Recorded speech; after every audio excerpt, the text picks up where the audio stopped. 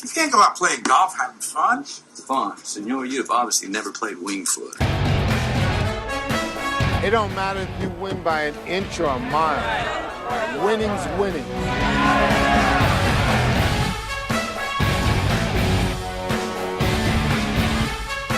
You've got to be kidding me, Vegas. On Monday night. There's my picks for this week. Now, if you want next week's picks, I can give you those by Friday.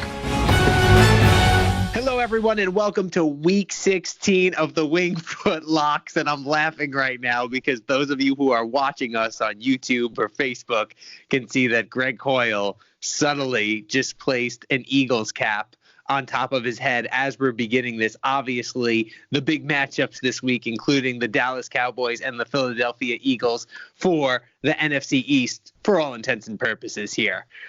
Greg, how you feeling about your Eagles after last week? No comment. Let's go to the picks. All right. We have some Saturday games for you this week. This is awesome. The college football season is over. 3 games on the Saturday slate, and all of them look to be either good or important games. The first one is the Houston Texans visiting the Tampa Bay Buccaneers. Houston laying 3 points on the road in this one, coming off a big win against the Tennessee Titans. All right, Greg, I'm listening. Why do you like the Texans this week? So first, I'm going to start by answering your first question, which with it's better to win ugly than lose pretty. And then to segue to Houston, who you just reminded me that Tennessee was moving the ball on them all game, just couldn't put the points in. This is a win and you clinch type of situation for Houston. So I've got a very motivated team going against the Tampa Bay Buccaneers, who they throw the ball, which allows for them to run a little bit. I don't think they're going to be able to do either. Houston doesn't have a particularly good defense against either, but no Godwin, no Evans, right? It's not, it doesn't take a wizard. Everyone knows that.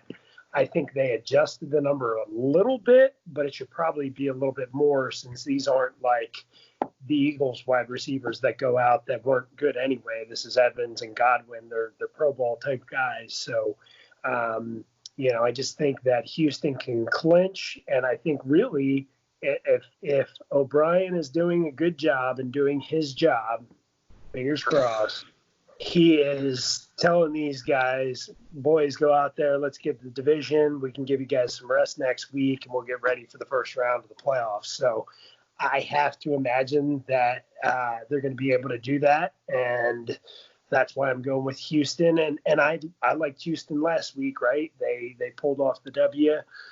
They've beaten teams like Patriots. They're a little bit of an up and down team, but I think they'll be able to grab this momentum so that way they don't have to go up against the Titans again next week in order to get in there. I think they put themselves in a good situation, and they're going to send it home. Our only reservation on this, and the only reason why it's not our lock, is I think we're in agreement here. It's 80% of the money's coming in on Tampa, and they're a popular road favorite.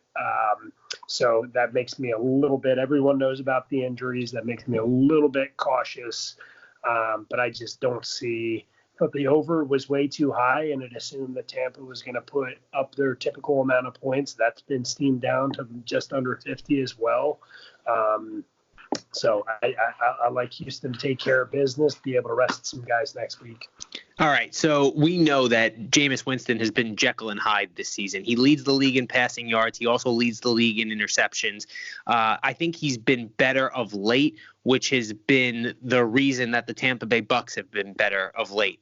However, we know that the weapons he had in Mike Evans and Chris Godwin were unbelievable this season.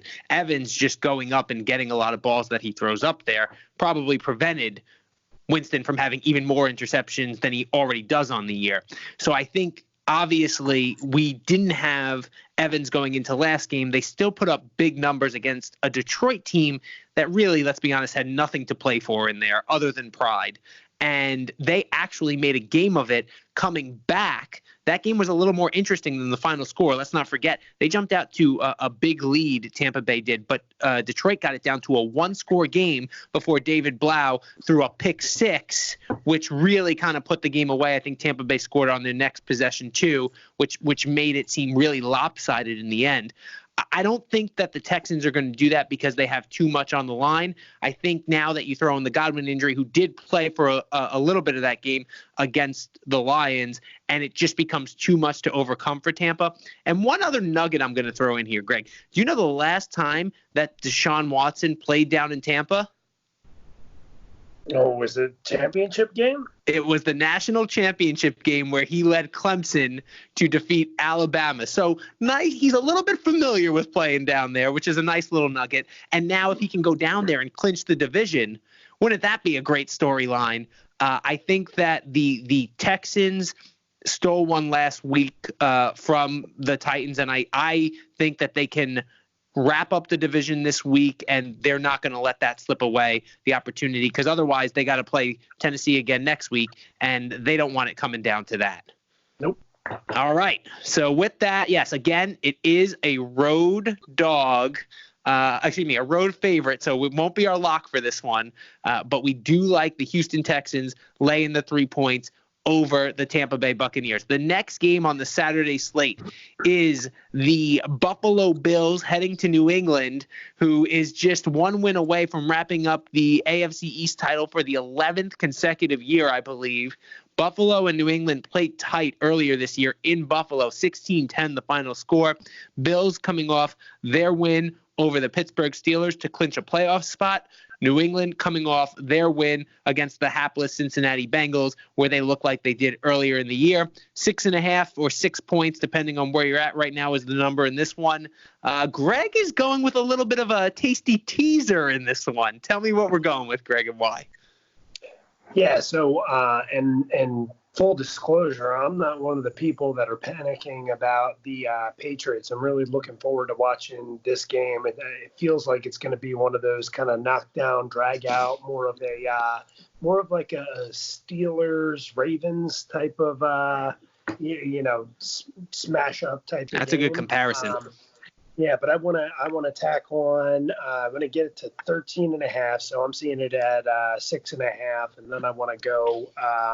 I want to go under, which I would be able to get it up. I'm seeing it at 37, which means I'll get it at 43.5. So basically, what was the score of the first game? 16-10 with a punt block or punt return touchdown in the first game. You see the way that Buffalo is playing these type of games, just like last week, 17-10, right? It's not uncommon. Allen's best offense is hitting John Brown down the field, which the Patriots have pretty good cornerbacks there. They should be able to blanket that. So that means a lot of Josh Allen running out of the backfield, a lot of Singletary running out of the backfield. The Patriots, when it gets this late in the game, what did Michelle have 19 rushes last week for about 95 yards, right? I think you're just going to see a lot of that type of football, and that's going to keep things under. And then I really like the reason why I go with a tease on here is I think back to a couple weeks ago when Buffalo played that real tight game against Baltimore, right? And they kept it within, I think it was a 7-point loss, right? If Yep. You got it at 7, you pushed there. But I need to get over that 7-point threshold in order to play the Bills. So that's why I want to tease it up. So and just to clarify one more time, so you said you have it at 6.5 right now. You're going to buy it up to what? It'll be 13.5. So I'll do 13. So you're doing a 7-point tease. You're going to lay a little extra juice. Yep. And then so you'll have it 44, under 44 on the over under. Yeah. And that piece, whether it's 43.5 or 44, 44 is a loser with both. So that piece doesn't matter. So it's all going to be about the 13.5. Right. Absolutely. So there's a couple things in here that we look at. I'm somebody who has been saying throughout the season that when the Patriots step up their level in competition, they haven't looked as good.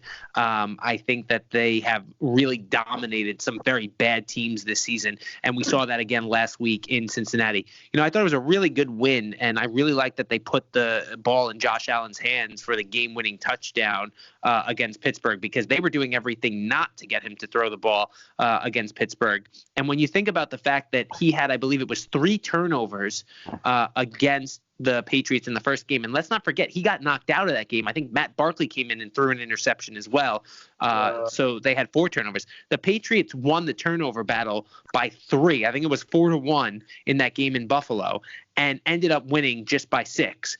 Now, going into that game, they were a touchdown favorite as well, I think, Greg, in that one, maybe 6.5 or 7 points. So this feels like that they should be more of a favorite here at home, if you think that's kind of true of to where they are, because how much of these teams changed since then, but they're not. So I think the fact that you're probably, if you're just looking at line value, you might be able to make an argument that you're getting a good line value here on this. But you're right, with the Patriots playing the way they are, a pick 6, a blocked punt. I'm one of those people who says you can't count on that in a game, but God damn it, with what the Patriots have done, I feel like you can count on it a little bit with them. And I think that this game could come down to something like that being the difference. I agree with you that it's going to be a knockdown drag out. I think it's going to be 3 points either way, and I'm probably going to lean New England. We know about their home winning streak, which came to an end earlier this season against the Chiefs. How about this? The Buffalo Bills have never won a game against the Patriots that Tom Brady has started and finished. 0-15 against him. They had 1 win in 2014, but Brady only played the first half in that one. So you're telling me that I should tease this down to pick them for the Patriots? No, because I don't think Tom Brady is the same Tom Brady. So I'm with you on this. If you're going to go, like I said, I think this is going to be a 3-point game either way. And so I think that you got to take the points in this one. I actually am leaning toward Buffalo just plus the 6.5. Again, that 6.5 number is just such a bad number, and you gave all the reasons why the tease.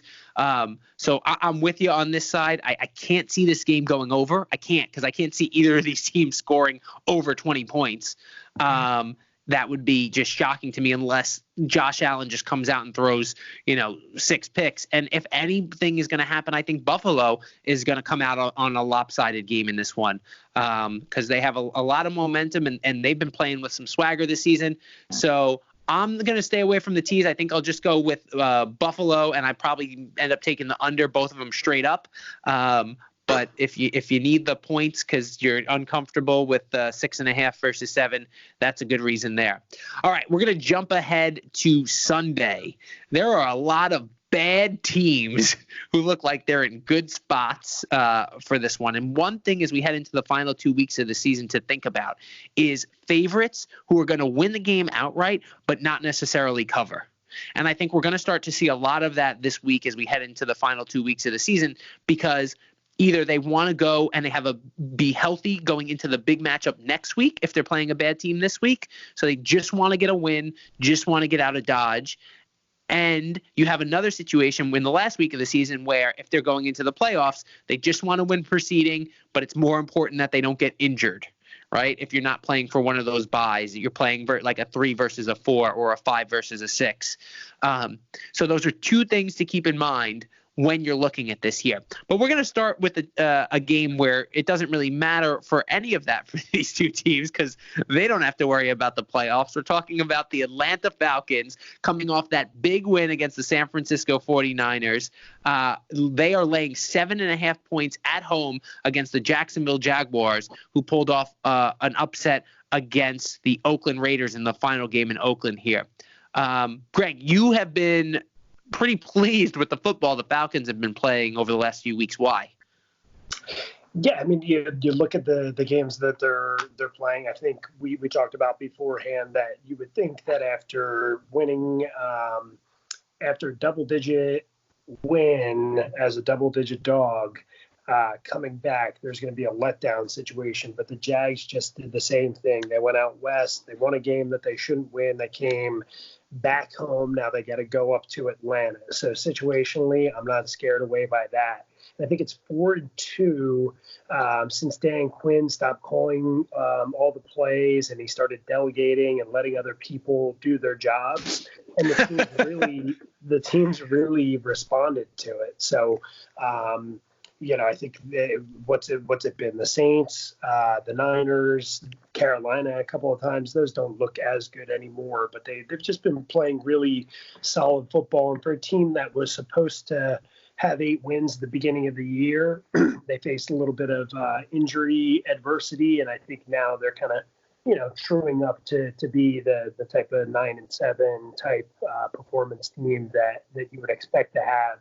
And I think the unknown here is, how happy and celebratory is this Jags team going to be with Tom Coughlin getting fired? Obviously, he didn't get along with the players very well. The issue being they don't have a strong coach in there that could really rally the team as well. So I just don't like the Jags to put up back-to-back wins at this point in the year, and Atlanta can definitely run it up at home on the turf.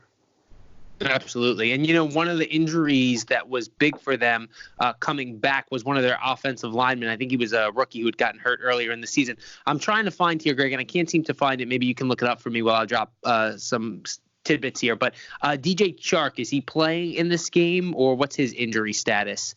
If you could look that up while I drop it on this. So the Atlanta Falcons, right, have been a team that was challenged, and Arthur Blank said, I'm going to judge your coach's future based on how you play this game against the Saints.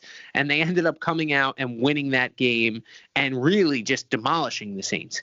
Last week, I was on the Falcons. I didn't think they would win the game outright, but there was a little bit of a caveat in there. The 49ers had a lot of injuries on defense, and they were able to take advantage of that to put up some decent numbers.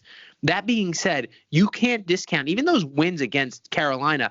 They were handy wins. They were cigar games if you were on the Falcons. I think one of them they won 40-20, and that 20 was just some late garbage time scoring. And then the other one they beat them on the road by I think 3 touchdowns. So really good wins. And against a team that was, at the time, at least for the first game, still in the playoff hunt. Yeah, for sure. So, again, the Coughlin thing, you're right, how he's going to go is going to be interesting. But I think the other thing is that we're starting to see a lot of Julio Jones and Calvin Ridley and even Austin Hooper really come into form late in the season here with the Falcons. So I know it's a lot to lay 7.5 with an Atlanta Falcons team, but I just think that you're catching the Jaguars in a really good spot here, and I just have been really impressed by the football that the Falcons have been playing. So I'm okay laying that number. Greg, how about Chark for this one? Ankle questionable. So all right. We'll have to continue to take a look at that. And what you mentioned before, that, pardon me, if you are uncomfortable going all the way through 7 to 7.5, one of the things that we mentioned, we've got another tease that we're going to give out. You can pull it down to a half point and tack it on with another squad that we're going to talk about later. A 2-time tasty teaser. Mm-hmm. All right, so why don't we jump ahead to that game? The next game we're looking at is the New Orleans Saints laying 2.5 points on the road against the aforementioned Tennessee Titans here. The Saints coming off quite a game on Monday night, and that's a big reason on why you like this particular game, Greg, right? Yep. So, and that's it's just a real tough spot, right? Because you got all the touchdown passes going on, everyone, congratulating Drew Brees, and that's obviously a big win after that big 49ers game, right? So they're putting up those situations. And what I was looking at beforehand is I thought the Titans were going to be dead ducks if Houston wins on Saturday and clinches the division, but they won't be because they still have the inside track of the wild card if Pittsburgh slips up at all. So, and since Joe, you're kind of leaning with the Jets this week, I think it's gonna. Sorry, I kind of put that out there, but it's called the tease, Greg. You have to tease them in the business. if indeed they're going to keep it close, right? It's not like they're going to look up at the scoreboard. The Steelers aren't going to boat race anyone, right? It's not going to be 21-0 with Duck Hodges out there, right? So I don't think you'll have that factored in, and I think you'll still get that good effort that they've been getting out of the team out there. They've been running Henry well. Tannehill has been really good. Do I think they're going to drop 30 plus points? No, I do think it's going to be a little bit more ground control now that that Breeze has got the record and everything like that. So it's going to be, just a lot more Henry with the run game, Kamara, Murray, lean towards the under in this situation, which is kind of tough because Tennessee has been playing in some higher type games, but I lean towards the under because I think there's going to be a lot of running. And if it's a street fight, I want Tennessee, and that's the type of game I think it's going to be. Yeah, and as you mentioned, just Tennessee, so much more to play for. I love this spot for them. This is just a fantastic spot because they're getting 2.5 points. They are a home dog here, playing against a team that could not have looked better than they did on national television. And the Saints still have something to play for in terms of the number one overall seed as we head into the playoffs. So I think that is something worth mentioning here. But Tennessee, again, in that game against Houston, I think 5 of their first 8 drives in the first half of that game, they drove the ball 70 yards or more. They had scoring opportunities at least on 5 of their first 8 drives and came away with 0 points. Ryan Tannehill had an interception that bounced off of his receiver, was knocked out of his receiver's hands by a Texans defender inside the red zone. They were, I think, on the 5-yard line, and it bounced into another Texans defender's hands, who returns it and sets up a touchdown for Houston. They go in down 14-0. That's one of those that I feel like in a boxing match, they say, if it went 13 rounds, that would have been a different fight. I think if we went 13 rounds, if we went, another 2 minutes in that game, I think it might have been a different game between the Titans and the Texans. So you're getting a time that public perception is a little bit down on the Titans as well. And it's just an unbelievable spot from that sense here. And let's not forget that the Saints offense has struggled at times this season. They haven't looked, and granted, I'm talking about even since Drew Brees has come back, they haven't been as sharp as they are. That defense has really stepped up their game, and it really is a balanced team right now. And that's why I'm inclined to lean with you on the under. But I will take the Titans in this one. Tighten up plus the 2.5 points. All right, you already mentioned. Go ahead, Greg. You want to add? That can be your back end of the Atlanta Falcons 7-point tease. Falcons down to a 0.5 point, and then Tennessee up to 9.5. So I really like that. Weather as well. It might be slippery, rainy conditions. I took a look at that. So pay a little bit more close attention. I think that helps with the potential lean under as well. But I just like all those things, right? If Breeze, who we kind of like fading on the road anyway, if he's not, completing every single one of his passes, which is ridiculous, that won't happen again. So. Yeah. One thing I want you to mention too, Greg, why are these two numbers such good numbers for a tease when we're looking at the Falcons minus 7.5 and then the Titans plus 2.5? Why are those such good tease numbers? Yeah, so it gets each one of them gets us through key numbers, right? So everything, just like we're kicking ourselves now because I'm sure we both looked at the Titans game when it came out +3 and we liked it. We liked it because it was 3. We still like it, but not as much now that it's 2.5, and we might have to pay a premium to get up to 3. So same reason why I don't like Buffalo, because it's 6.5 and not 7. If we get to go through and go through 7, and I get 9.5 with the Titans, and then I get to go down and it goes through 3 with the Falcons, it's mitigating a good amount of risk for me, since those are the most common numbers that games are going to land on.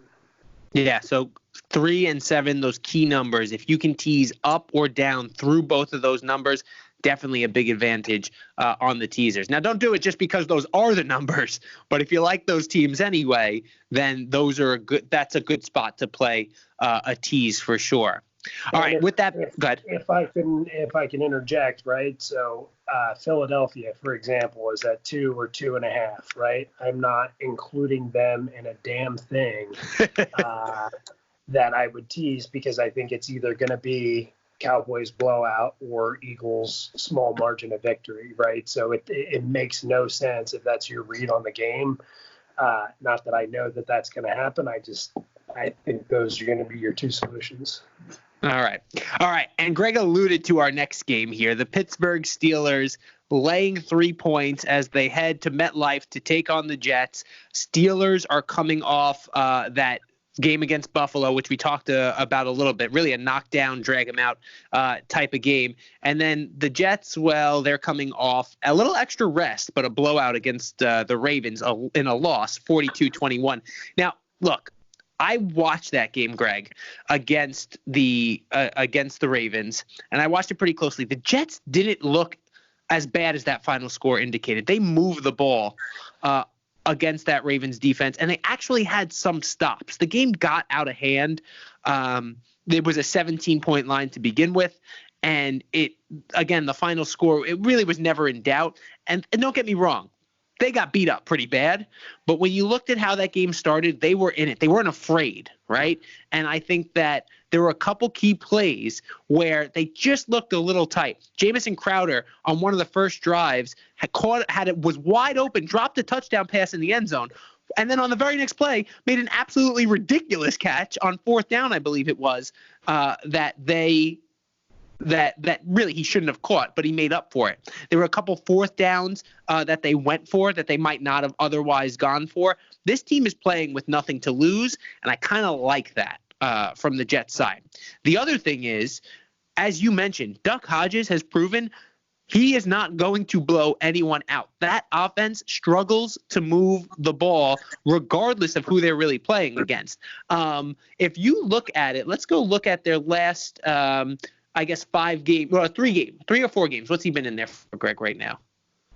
Pardon? Hodges. He's been in there since they decided to go with him in the game against the Bengals, I believe it was. I think it's 3 games. Okay, 3 games that he started, 4 games that he's played in. They scored 16 points against the Bengals, right? They scored 20 points against the Browns. They scored 23 points against the Cardinals, one of which was an absolutely ridiculous punt return in there. And then they scored 10 points against the Bills. So all of these games have been very close because that offense struggles to move the ball. Now, I know that Pittsburgh's defense is really, really good, and the Jets have the Bills next week to wrap up the season. But I think that this is a little bit, maybe not that Super Bowl, but this is a huge game for the Jets for 2 reasons. One, Le'Veon Bell is playing against his former team. We all know that people are going to be, all those Steelers fans that are going to travel to MetLife Stadium to watch this game. Wouldn't be surprised if there were more Steelers fans there than Jets fans, but they are all going to be booing Le'Veon Bell for holding out and deciding to walk. Second thing is, Hines Ward is also a coach on the New York Jets. He's talking today at practice saying, I want them to shower me in Gatorade if we win this game. Our guys got to play tough for me. So it's his Super Bowl. We know that. And I think that a little bit after that tough game against the Bills, that this is a little bit of a letdown spot for the Steelers. And I think that the Jets keep this one close enough. I think it's going to be a 1-point game where the Jets win outright here.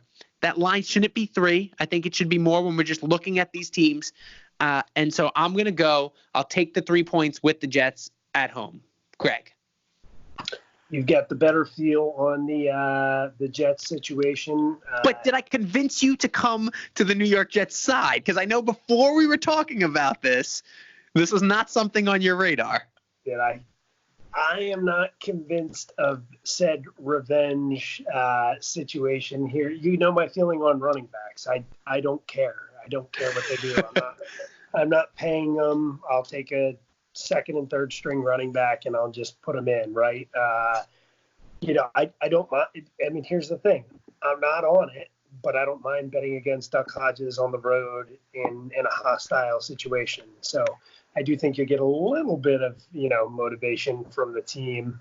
And I didn't even know Hines Ward was a coach here. So is he the head coach, or what's he? Hines Ward is not the head coach. Adam Gase is the head coach. He's an offensive assistant. Did we remove Adam Gase from this equation at any point? No. Wouldn't that be ridiculous? You upset the Steelers to disrupt their playoff chances, and instead of Gatorade bathing the head coach, you go to the coach's assistant. Like, ugh. It's going to happen. If they win this game, they will soak Hines Ward in a Gatorade bath. I have no doubt. No doubt that would happen. All right. Well, don't be dispirited, but I'm not in. All right. We'll see. So I'll just be the one enjoying the W, and you're going to say, I should have come on with you on that one. But with that being said, this is the one that everyone needs to be on, because it is time for our Wingfoot lock of the week. All right, Chris Portente not here to deliver the Wingfoot lock. He won't be with us for the rest of the season. Said something about he had bad juice. I don't know what was going on there. So while we will miss him, we will continue on with the tradition of the Wingfoot lock, and that will be our favorite pick of the week. And this week, the consensus pick comes in the game between the Arizona Cardinals and the Seattle Seahawks. The Arizona Cardinals either 9.5 or plus 10 out there. They're either plus 9.5 or plus 10, depending on where you're looking. You might have to lay some extra juice for the plus 10.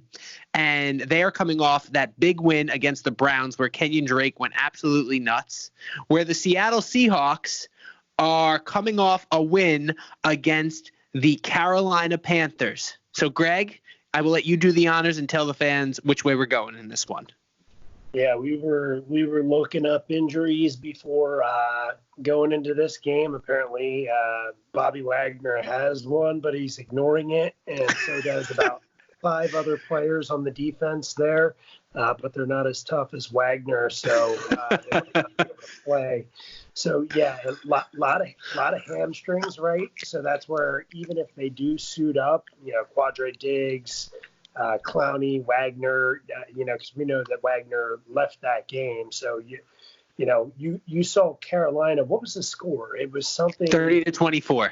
Yeah, but it was a lot to a lot less. I thought a lot to a lot less. Yeah. I think it was 30-10, and they left the back door open with a, we'll call it subpar offense, right? So if Carolina can tack on a couple of touchdowns there at the end of the game, Arizona's been walking through the back door all season.